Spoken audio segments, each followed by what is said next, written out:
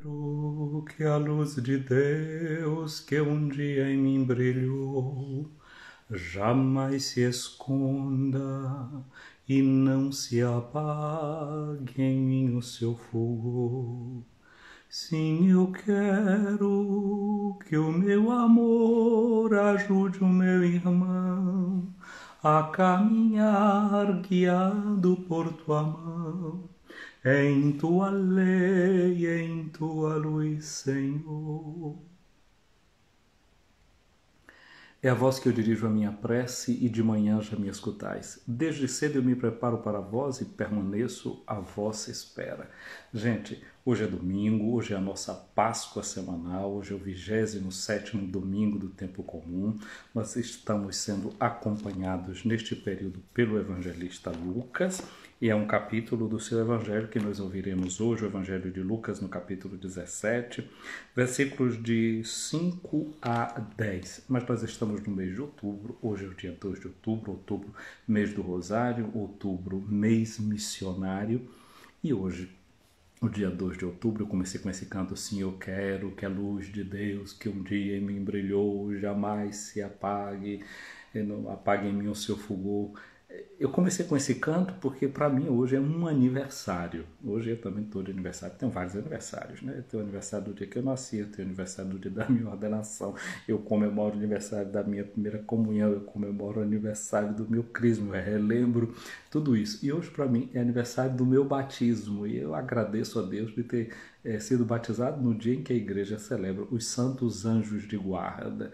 E assim eu lembro, não é, que Deus é aquele que nos guarda como a pupila dos seus olhos. Deus tem um grande carinho e uma grande proteção. Então eu agradeço a Deus por esse dia que foi o dia da minha iluminação, o dia em que eu fui iluminado, o dia em que eu recebi a água do batismo, o dia em que eu recebi as vestes brancas, o dia em que eu recebi a luz e o dia em que eu recebi a pitada do sal. No tempo que eu fui batizado, os padres, agora também voltou a ser colocado isso no rito, né?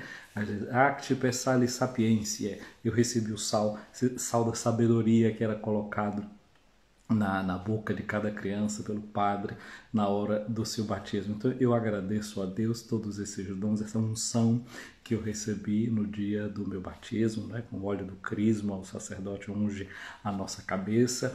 Então para mim hoje é um dia de render graças a Deus por todos esses dons que o Senhor me deu, me recriando, me refazendo como membro da sua igreja, membro do corpo de nosso Senhor Jesus Cristo, que é a igreja. Então o batismo é também assim o dia de uma eleição pessoal. Eu sei que o Brasil hoje é dia de votar e daqui a pouco já vou votar. Eu vou votar primeiro do que você, sabia? Sim, porque eu estou com 5 horas à frente, aqui o consulado vai abrir mais cedo, eu vou ali no consulado brasileiro para votar, para eleger alguém, né? Para colocar o nome, o número de alguém, aparece depois o nome. E você sabe que no dia do batismo da gente, uma das coisas que o padre pergunta é qual é o nome da criança. Então naquele dia foi pronunciado na igreja matriz de Santo Antônio de Jesus, onde eu fui batizado pelo padre Gilberto Vaz Sampaio. Ali foi pronunciado o meu nome diante dele e depois ele jogando a água do batismo sobre minha cabeça: José Raimundo, eu te batizo em nome do Pai, do Filho e do Espírito Santo. Eu desenvolvi um hábito. Sempre que eu entrava na igreja matriz de Santo Antônio, o batistério ficava, depois que a gente entra na igreja, ao lado esquerdo, logo na chegada. Agora ele foi colocado mais para frente, continua sempre ali, perto do presbitério agora, à esquerda de quem olha para o altar. Antigamente ele ficava cá embaixo e sempre daquele lado, e eu sempre ia ali naquele batistério reverenciar aquele lugar onde eu fui feito cristão, onde eu recebi a água do batismo. Então hoje eu agradeço a Deus e peço a você, agradeça também ao Senhor isso, esse dom da fé que eu recebi. Justamente hoje, nesse dia em que o Evangelho também, não é, nos coloca diante desse pedido dos apóstolos: o Senhor, aumenta a nossa fé. E pronto, fui crescendo na igreja matriz e gostava de sempre ir para as missas do dia de domingo. E no dia de domingo, normalmente, na hora do credo, como a gente sempre reza o credo, depois começou a se cantar o credo em português e tinha uma versão que era essa: creio, Senhor, mas aumentai minha fé. Creio, Senhor, mas aumentai minha fé. Tá aqui a Melinha que está acompanhando essa live, né? A Amado Rosário no harmônio. Eu creio em Deus, Pai onipotente, Criador da terra e do céu. Era a irmã Maria de Lourdes Valverde, muitas vezes cantando com a gente e a gente repetindo: creio, Senhor, mas aumentai minha fé. Esse pedido dos apóstolos é um pedido interessante, é um pedido que nós fazemos sempre também a Deus. Mas, na verdade, será que a fé da gente precisa ser aumentada? É uma questão de aumento e de acréscimo na fé, o que realmente a gente está precisando? Tem gente que diz assim, isso é fé demais. Fé demais. Faz um trocadilho um pouquinho maldoso. É porque muitas vezes quando a gente faz muito discurso de fé, parece que tem gente que se distancia mais da fé. Quanto mais piedoso, dizia aquele padre lá que eu vi uma referência, quanto mais piedoso, mais perigoso. Ele dizia isso de certos seminaristas, né? Que pareciam muito piedosos e assim, mãozinhas postas. E quanto mais as pessoas, quanto mais piedosas, mais perigosas. E às vezes a gente se depara realmente com isso. Muitas vezes um discurso muito piedoso esconde uma conduta, um comportamento muito perigoso. Cria certas cortinas de fumaça para esconder tantas coisas que são ameaças. Não é ameaças para a vida da gente, é ameaça para o próprio mundo. Aqui tem uma coisa que eu acho interessante, colocar um bocadinho em paralelo esse evangelho que a gente vai ter no dia de hoje, Lucas 17, de 5 a 10, com a segunda leitura que a gente tem, que é da carta de São Paulo a Timóteo. Olha o que Paulo diz para Timóteo: exorto-te a reavivar a chama do dom de Deus que recebeste pela imposição das minhas mãos. Recebemos o dom de Deus. Ali ele estava falando desse dom da vida presbiteral que Timóteo tinha recebido. Mas cada um de nós recebeu um dom de Deus pela imposição das mãos da igreja, o dom da fé, não é no batismo, na crisma. E esse dom de Deus, diz aqui o apóstolo, que ele precisa ser reavivado. Vamos olhar o texto do Evangelho de hoje. Começa assim. Naquele tempo os apóstolos disseram para o Senhor. Foi depois de uma dificuldade que os apóstolos tiveram, porque não conseguiram fazer um ato de exorcismo, etc. Então o Senhor reprovou um pouco a ação deles. E ele diz: Senhor, aumenta a nossa fé. Aumenta. Então entenderam que era uma questão de quantidade de fé, né? Como tem uma vasilha assim, você vai aumentando. Será que a questão da fé é mesmo essa questão da quantidade? Ou se trata de uma qualidade, de uma qualitas, de uma qualidade de fé, de um tipo de fé, de um modo de a fé se colocar? É a questão da quantidade dela ou o modo como ela é vivida, é colocada diante de nós e diante do próprio Deus. Aí o Senhor respondeu para eles dizendo assim: se vós tivesseis fé, mesmo pequena como um grão de mostarda, poderias dizer a esta amoreira: arranca-te daqui e planta-te no mar, e ela vos obedeceria. Aqui a gente vê algumas coisas que são colocadas nessa questão da fé. A palavra obedecer, em latim, significa aquilo que está de frente. Audire, escutar. Escutar aquilo que está de frente. A obediência é uma capacidade de escuta. Ou seja, você ia dizer para essa amoreira, para ela sair daquele lugar e ela ir ser plantada no outro lugar, e ela iria escutar. O Evangelho de Lucas é justamente esse evangelho que nos põe diante de um confronto. Se a gente realmente sabe escutar, a gente já começa sendo ali colocado diante do modelo de Maria, diante do modelo do sacerdote Zacarias. Entra uma jovenzinha leiga, e um sacerdote. Quem era que você pensaria que ia ter mais fé? Que conhece mais da fé? Que conhece mais da doutrina e que por isso iria dar aquela resposta mais consequente? Sem sombra de dúvida, todo mundo olhando para uma menininha lá do interior, da cidadezinha de Nazaré, onde todo mundo disse, daquele lugar não pode vir uma coisa tão boa, e pensar num sacerdote que faz o culto, que foi educado, que recebeu a ordenação. Todo mundo acha que este sacerdote deve encarnar aquilo que pode haver de melhor na experiência da fé. E Lucas mostra que não foi o sacerdote. Então a gente não se enganar, não é? Pensar que aqui pelo um sacerdote, pela aparência, pelas roupas de padre, de sacerdote, não era padre, sacerdote, Priester, de onde vem a palavra padre também, quer dizer, sacerdote, né? Então não é por causa das roupas de sacerdote que ele usa, muito cheio de linhos, e os badulaques e os balangandãs. Aquilo ali não traduz aquilo que poderia estar no coração dele. E Zacarias não vai ser capaz da escuta obediente. Maria, ao contrário, aquela meninazinha de Nazaré, daquele lugar de onde não se espera que pode sair alguma coisa de boa, esta menina dá aquela resposta de que o mundo precisava. Muitas vezes a resposta não vem de onde a gente está esperando, de onde a gente está querendo. A resposta positiva, a escuta positiva vem dos mais pequeninos. Por isso que até que o salmista diz, né, que o perfeito louvor é dado daquelas crianças que ainda estão sendo amamentadas, que nem sequer sabem falar. Mas estas têm o louvor, a expressão melhor que se pode ter, né, de uma fé que se coloca diante de Deus.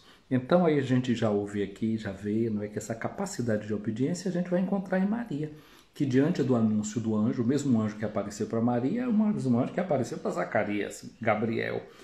E Maria, ela vai dizer, faça-se em mim segundo a tua palavra. Ela quis entender como era que aconteceria aquilo que o anjo dizia, mas ela não estava perguntando para duvidar, ela estava perguntando para compreender. A sua pergunta não era para que depois ela se mantivesse na certeza de que aquilo não podia acontecer. Ao contrário, ela queria entender por que era que aquilo poderia se tornar uma realidade, dado que os fatos que ela conhecia da natureza não estavam de acordo com aquele anúncio que ela ouvia a partir da sua observação externa. Não conheço homem algum, como é que eu posso me transformar, ser uma mãe? Então aqui agora a gente vê, né? Então Jesus vai responder para esses apóstolos e aqui já uma palavra, uma coisa interessante, né? Nós estamos diante de apóstolos. O verbo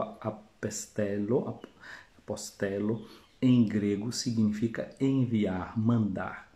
Não é? O apóstolo é aquele que é mandado, o apóstolo é aquele que é enviado. Nós estamos no iníciozinho do mês de outubro, que é o mês missionário. A palavra apóstolo é a tradução na língua latina do verbo apostelo, é mittere, que significa mandar, enviar.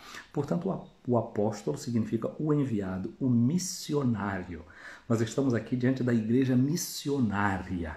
É a igreja que sabe que recebeu um mandado da parte de Deus, um mandado da parte do Senhor. E então essa igreja missionária pensa que agora o que a gente está precisando é receber um aumento na fé da gente. E o que Jesus está dizendo é não, que se aquele tanto, essa fé que a gente já tem, já nos capacita, já nos torna aptos para a missão que a gente tem, para acolher o envio, o movimento que o Senhor deseja de cada um de nós.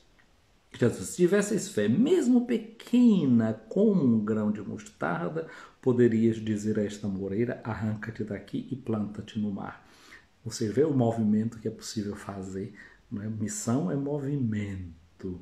Então, se a gente põe a fé em movimento, se a gente acolhe essa fé que a gente tem, se essa fé for acolhida, mesmo pequenina como um grão de mostarda, o evangelista Marcos é quem fala a primeira vez, né, sobre esse tamanhozinho da fé, pequenininha, ela já vai fazer um movimento em volta dela.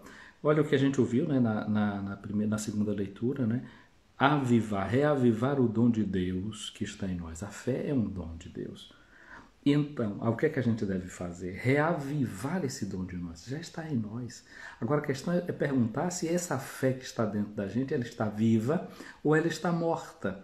Ou ela precisa ser reavivada, soprada, como que tem brasas que criam uma camada de cinza em cima. Você tem que abanar, tem que soprar para tirar essas cinzas e de novo voltar a ter chama.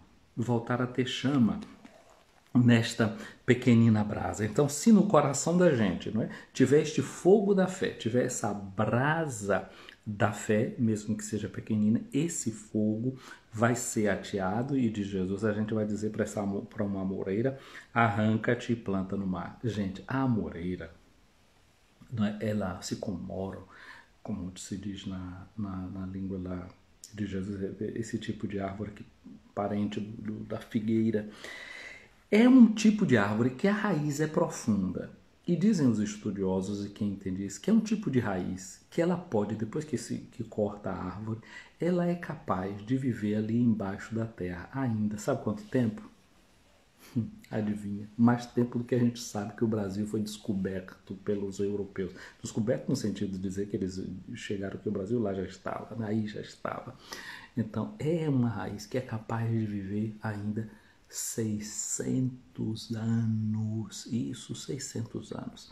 Dizem que muitas, você vai falar das múmias do Egito, né, pessoas que são mumificadas, etc., os faraós e os grandes, diz que muitos desses sarcófagos onde ficavam essas múmias são feitas com a madeira do sicomoro, dessa amoreira, e esses caixões estão aí bons há mais de 2.000 anos. Uma madeira que está aí boa, bem tratada, mais de 200 anos. Então, essa amoreira é um símbolo também da longevidade, é um símbolo da eternidade. Então, a vida, né? Essa árvore, né? que é o símbolo da vitalidade, né? Ela pode ser, por causa da fé, retirada e jogada. Olha o que Lucas diz, que Jesus disse, e ser plantada no mar.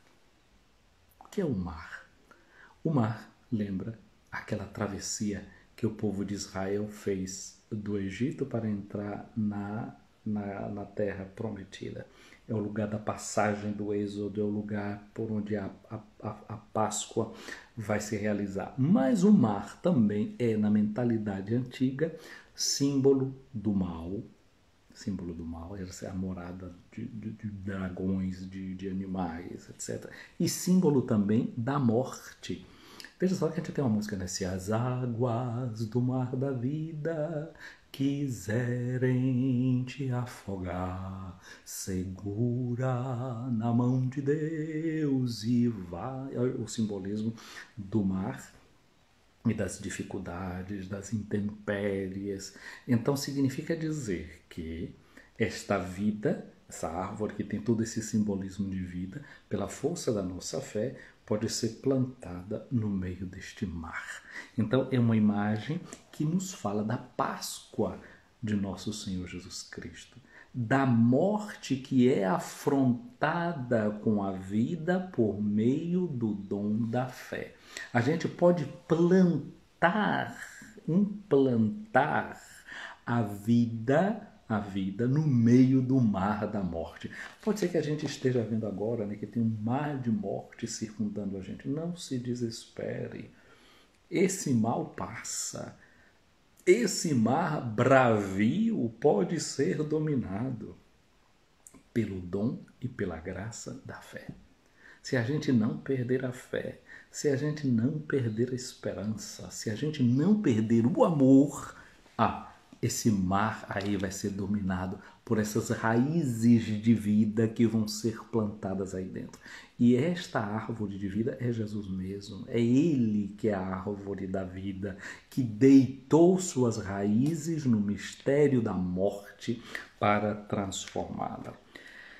Diz Jesus, olha, isso aqui agora, essa passagem, né? Você está rimando agora a fé, e agora como é que a gente vai animar a fé? Mesmo que você tenha fé do tamanho de um grãozinho de mostarda, o que é que acontece? É isso aqui. Se algum de vós tem um empregado que trabalha a terra ou cuida dos animais, por acaso vai dizer quando ele volta do campo, vem depressa para a mesa? Pelo contrário, não vai dizer ao empregado, prepara-me o jantar, cinge-te e serve-me, enquanto eu como e bebo. Depois disso tu podes comer e beber. Será que vai agradecer ao empregado porque fez o que lhe havia mandado? Hoje em dia a gente está muito acostumado numa espécie de sociedade, de religião da meritocracia. Não é do mérito, daquilo que a gente faz e de receber uma recompensa. Jesus está aqui mostrando que quem trabalha deve trabalhar, não deve estar aí procurando os aplausos, os méritos e os reconhecimentos. Não, a gente trabalha. Agora, o que Jesus está querendo dizer aqui é uma coisa assim, parece, olhando assim de fora, né?